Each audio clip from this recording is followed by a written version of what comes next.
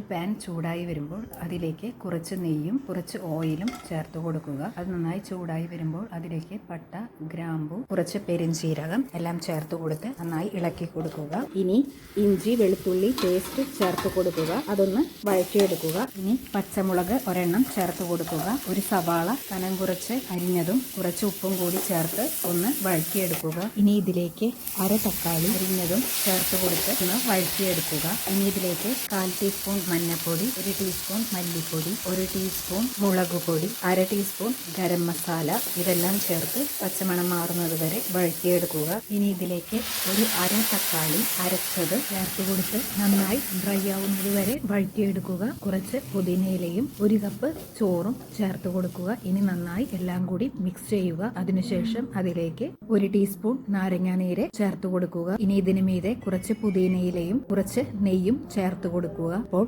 Rice തയ്യാറായിട്ടുണ്ട്. Video ഇഷ്ടമായാൽ please subscribe. Thank you.